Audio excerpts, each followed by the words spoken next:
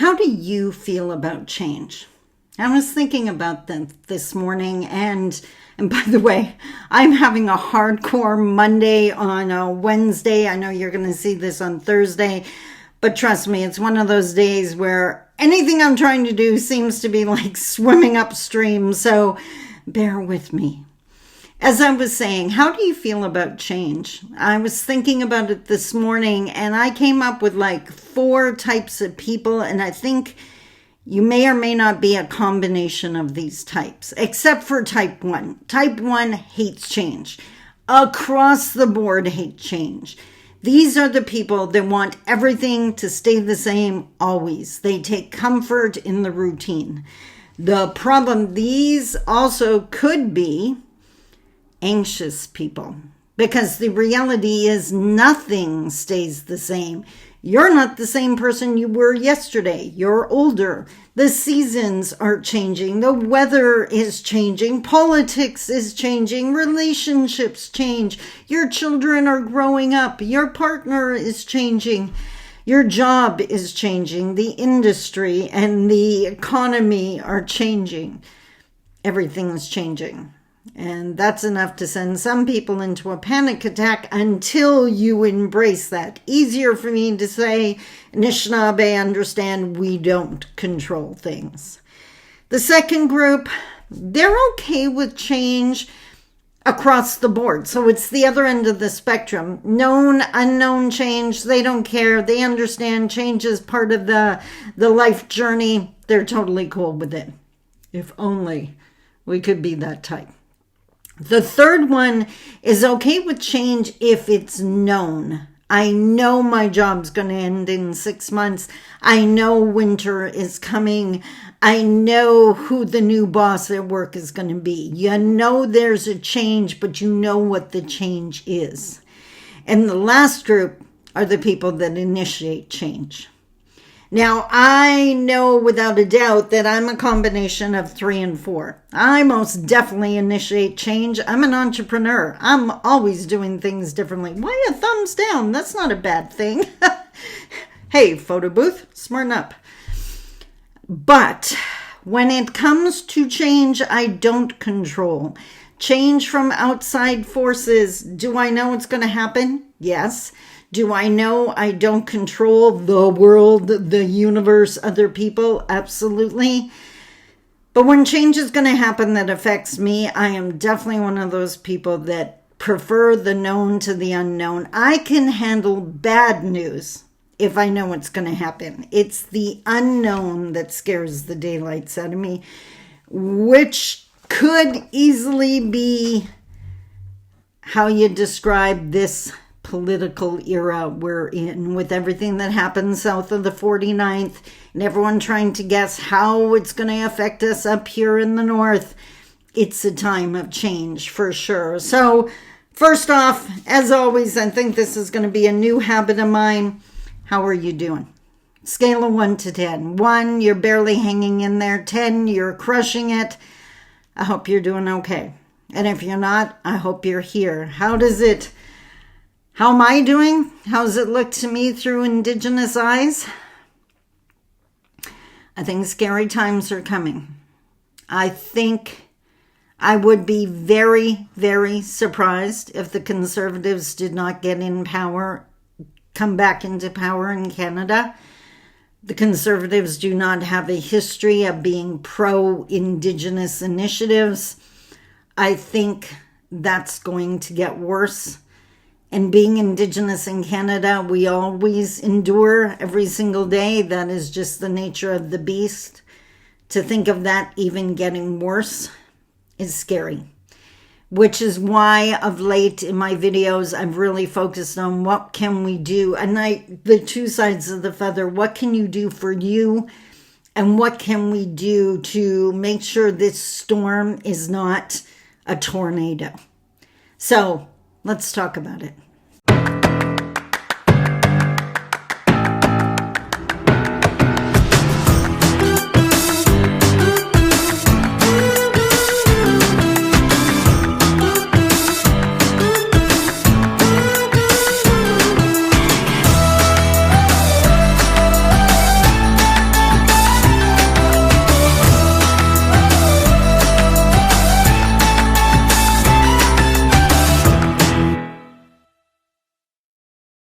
Bonjour. Mishko Paganan Quain Addition Akas Mangdodem. Hi, everybody. My name is Sandy Boucher. I'm Red Thunderbolt Woman of the Loon Clan, a proud member of Seine River First Nation in Treaty 3 territory in Northern Ontario. And yes, I bit the inside of my mouth, so every now and then you're going to hear it sounds like I have a lisp. I don't. Well, I guess I do today. There's another change for you. As I mentioned in the opening, we're living in a storm right now. We're living in a season of change. And we don't know the extent of that change yet and what it's going to mean for marginalized people. And of course, my focus on this channel is the Indigenous people living within Canadian borders. For 15 years, I've dedicated myself to reconciliation, Indigenous Canadian reconciliation. I work in First Nation communities, helping them to heal and remember our resilience and the power of our teachings. And I help mainstream non-Indigenous Canadian entities, whether it's universities, colleges, hospitals, government entities, or corporations, understand how best to serve the Indigenous people they work with or want as customers. And even get into the realm of recruitment and retention, which is a huge challenge for employers. I think we were just starting. It felt like we were starting to make headway. And then WTF, who saw that coming in the States? Well, I guess half the population saw that coming because that's what they voted for. So today we could talk about that insanity. I'm not going to. Instead, I've survived, I've overcome poverty and become a successful business person by focusing on what I can control and not what I can't. So I wanted to touch on a few of those things today, and maybe if they resonate with you, it's something that can help you if you're feeling uneasy in this era. So first off, I did my social media post today is all say my name. What is that, Destiny's Child? Really embracing that song of late, even though it's an oldie. Because if you follow my work, you know in the last month or so, I don't even know how long ago now, it wasn't that long ago, I made some serious changes in my business. I've been in business for 15 years now. I had a couple of different sites and business entities, and I've decided to shutter a few of them and instead focus all my work under the umbrella of my name. It's sandyboucher.com, and that's where you'll find everything I do and hopefully some inspiration and help for whatever you're struggling with. And I have to admit, I didn't see it coming, so that would be a change I didn't know, but it was positive. I know I'm only going to be in business for 10 more years. After that, I'm going to return back to the days where I just go where I'm asked to go, and the marketing and all of that business generation will end. I'm going to be 70 in 10 years. I think that's reasonable. So it's amazing how putting that deadline, knowing I only have 10 more years to do this work, how that has accelerated my effort and my interest and my passion. So that's been exciting. The other thing that's been exciting is realizing how powerful it was to do work under my name. Because when I was operating under the other business names, I was literally under the business name. I didn't intend on it, but now it feels like I was hiding. And that got me thinking about all of those social media names, the fake names that people use on different platforms. And it made me think of the comments and how easy it is to be ugly when your name is not attached to it. And the trolls come to mind. So I guess my question to you, or my challenge, or my pleading with you is make sure that what you say or what you type or what you post, do it attached to your name. Even if your name is not showing, think of it that way. Is this how I want to be known? Is this the person I want my children and grandchildren and friends and family and parents, if you're lucky enough to still have your parents? Is this how I want to be known? Now, I know there's some ugly people out there right now who take pride in being ugly, take pride in, I'm just going to leave it at being ugly. And, well, I guess on the good side, we can say thank you for showing your true colors, because I don't want to be anywhere near you. Because, like, society doesn't exist person by person. Society requires caring about another person. And so, you know what? Just when you post, I got to get better at this too. Asking why. Even if you just ask yourself, wonder why that person seems so upset. I wonder why this image triggered them. I wonder why they felt the need to share that. I wonder why. I wonder what's going on in their world. I wonder why they're so upset. I wonder why they're so angry or frustrated or whatever the case may be. And to ask why. So first and foremost, post and talk like everything is under your name. That's the first thing on my list here. I got a list in front of me. The second thing, holy molies, with the assumptions. We all know that saying, assumptions make up out of you and me. First three letters of the word assumptions, if you didn't know that. Yesterday, I posted something. I think it was a comment on my video about this storm that's coming, this conservative storm. And I think that's a valid analogy. Obviously, that's why I'm using it. And I had someone, it still makes me giggle. I had someone comment on, I believe it was on Facebook, comment on my thread and tell me that I should stop watching The View.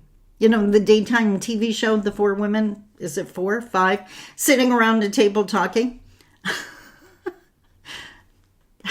Okay, for one, I run a business. I have staff. I have payroll to meet. I'm not sitting around watching daytime TV. And honestly, The View is not something I'd be watching. I don't need to watch 4 women talking about things that they may or may not be experts in. Like, no. How would watching The View benefit me in any way, shape, or form? So I laughed because it was a really nice assumption. And it was a guy, by the way, just putting that out there. But for him to assume that I was concerned about a conservative storm because I watched The View, maybe he didn't realize I was Indigenous, which, like, if he made it to that part of the video, maybe he didn't. He just saw the thumbnail. I don't know. I'm not making any assumptions. But I thought that was funny. And I thought it was funny and also relevant. Because step 2 of conflict resolution. I shared this in a video a week or so ago. 3 steps to conflict resolution. Move towards the conflict. You know nothing. And if you do, pretend you know nothing. And don't be afraid of the silence. Embrace it. So, not making assumptions, asking why, is all of that I know nothing. Because if there's one thing I've seen time and time again, when we talk about staff members not getting along, and I get called in to do training in those situations on a regular basis, if you assume that someone's actions are because they're insert some word I can't say on YouTube, that's not going to help you. If you assume the worst of people, that's a horrible negative existence you just built for yourself. And by the way, you built it for yourself. If instead you assume that they didn't meet that deadline because something's wrong, and you go to them and ask them if they're okay rather than attacking or judging, now we're building bridges and building a cohesive team. So backing away from the judgments and the assumptions is how we solve these conflicts. And I guess that's where I'm struggling. To go to this political realm for a second, I mentioned, I don't know, yesterday's video, the day before, I think actually in both of the videos of late, I mentioned Leo Bernier and the conservative member of parliament that lived down the street in my hometown. I come from a town of 400 people. You know who lives there. And I was thinking back, I'm 60 years old. I've been around for a while. And I realized I've been through conservative governments before. I may or may not have been happy with it, but it was not earth-shattering. It wasn't devastating. So why is it different? There's the asking why again. And I don't think, I can just see people in the comments like, it's different. Because it is different. It's ugly this time. It's attacking. It's not just another political party. I mean, axe the tax. Hello, Mother Earth, the environment, like sticking your head in the sand, ostrich principle is not going to help. We get the carbon tax rebate. That covers the extra you're going to pay at the gas tank. In a lot of cases, I know my brother and I were talking about this.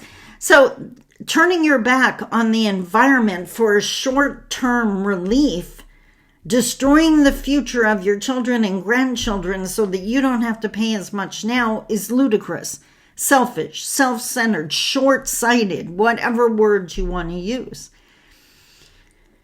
And the attacking, like I said, is just, it's disgusting. For a second there, I was thinking, I'm going to have to start watching what Polyev says so I can comment on it. I'm not bringing that level of ugly or that frequency of ugly into my life. So, no, I love having informed conversations with people that have a different view. But if you're going to insult my intelligence because I don't like Pierre Polyev, I'm not talking to you because that's more of the ugly that I don't want, right? So can we adult, I guess, is the question. So I am nervous about this new PC government, largely because of what's going on south of the border. I don't know if you saw it last night on X. Again, I still haven't figured out. It's not tweeting, so I don't know what it's called when you post on X now, but whatever. Trump has appointed Vivek Ramaswamy and Elon Musk to be the head of DOGE, of the Department of Government Expenditures, and they want to manage the government like they're entrepreneurs. I'm an entrepreneur. I get that. They want to slash government expenditure. Actually, I have another. This is from NPR. Trump taps Musk to lead a Department of Government Efficiency. So what did they say? Together, these two wonderful Americans will pave the way for my administration to dismantle government bureaucracy, slash excess regulations, cut wasteful expenditures, and restructure federal agencies essential to the Save America movement. I look forward to Elon and Vivek making changes to the federal bureaucracy with an eye on efficiency and at the same time making life better for all Americans. There was another quote here I wanted. This will send shockwaves through the system and anyone involved in government waste, which is a lot of people, Musk was quoted as saying. Another thing I want to invite you to as you listen to politics or listen to the reporting, pay attention to the words they use. Like I was saying earlier with the name you carry, the way people describe things is really important. And in the States, when they're talking about pensions, old age security, wealth, I think they still call it welfare, health care, all of those, they are now in the habit of referring to those type of benefits or payments or pensions as entitlements. Now, I don't know about you, but entitlements was always a negative in my world. What do you think? You're entitled to this? When you start classing those things and referring to those things as entitlements, then you sound like the good guy when you take it away. And they talked in another article, Elon and Trump were referring to how it's going to be painful in the immediate future, but it'll be a long-term benefit. My fear, the pensions are going to disappear. The health care is going to disappear. Those are going to be seen as drains on the government coffers. And to heck what it'll do to people. And we got to be careful because we see, I live in Ontario that has a provincial conservative government, and they have done their best to disempower and dismantle the education system and our healthcare system. They love for-profit healthcare. If you have the money, you get the healthcare. I like our universal healthcare, our free healthcare here in Canada. And yes, people will argue it's not free because I had to wait 8 hours and emerge. Yeah, but it didn't cost you $500,000 when you finally got to see the doctor. Go talk to your American friends about what they pay to have a baby, what they pay for a Tylenol in the hospital. I could tell you stories. So be careful. The storm is coming. So what else are we going to talk about? Oh, we talked about the name calling. Like, geez. What I wrote down, how old are you? How disrespectful are you? How abusive are you? Make a point, ask a question, don't call a name. Let's remember we're adults. We can have differences of opinion. We can agree. Got to be careful here. We can agree to disagree unless what you believe in is going to hurt me. If, like the whole thing in the States, if you believe that you should take away my human rights, then I have an issue. That's not a difference in opinion. That's a policy that's going to hurt me. And if you want to hurt me, you're not a friend or an ally. That's easy peasy lemon squeezy. So we got to be careful on that. Last but not least, I had a couple of quotes I wanted to share with you. I got to find my phone. My desk is a disaster. I told you I was having a Monday on a Wednesday here. So here's the first quote that really just resonated, and I thought this was just so perfect for this time. This is from Scottie Pippen. Who's Scottie Pippen? I should Google that. LeadershipRight.com posted it. Most people don't want to be part of the process. They just want to be part of the outcome. But the process is where you figure out who's worth being part of the outcome. I thought that was amazing. Amazing. And then this one, success usually comes to those who are too busy to be looking for it. Get busy. Get busy. Do something that helps. Last but not least, there was one more quote. I can see I wrote it down. Let's see if I can find it. There's two. Great leaders don't set out to be a leader. They set out to make a difference. It's never about the role. It's always about the goal. We got to start asking our leadership what their goal is. The last one is, it was just a Pinterest quote. You know what I would really like to see go viral? Basic human decency. Just because we disagree doesn't mean you get to call me a nasty name. Finally, I'm going to leave it. I'm going to lean on my mom like I always do. Teach other people how to treat you. And that means you have to treat yourself like a person of value. If you were at home and everyone you loved was comfy, you're there by yourself, everything is done, there's no chores, whatever, what would you do? If sleep comes to mind, there's a heads up, you need some sleep. Do that for yourself. If pigging out comes to mind, well, that's usually comfort food. Why do you need comfort? Maybe unpack that. Going to get in a good workout, all the power to you. If you're going to tune out on the TV for a while, what are you tuning out from and how can you fix that? Bottom line, don't do things that are going to hurt you. Don't do the short-term fix you're going to pay in spades in the long term. You're talking to a woman that just got a diabetes diagnosis. Wish I could turn back the clock on that, and trust me, I'm doing everything I can. Not medicated, regulated through my diet and exercise. I'm doing good that way. But still, we got to treat ourselves like value and quit putting ourselves last on the list, because if we put ourselves last, we can't be surprised when other people do the same, because we taught them to do that. I said last, but here's the quote I wrote down, or the point I wrote down. Self-respect grows respect for others. If you have self-respect, it is way easier to respect other people. And if it's self-hatred you're dealing with, that might explain some of the ugly. So that's what's running through and in front of these Indigenous eyes. I hope, I wouldn't be surprised if some of that resonated with you, whatever your background is. I hope you're taking care of you. I hope you're packing a good canoe, as my elder would say, and preparing for what's coming next. We can't control, we can get out and vote, but we can't control if another government comes in and they do things we don't like. Well, then we take action on that. Be vocal, express yourself, but more importantly, take care of yourself and take care of the people in your world, your next door neighbor, that little old lady or man that lived down the street.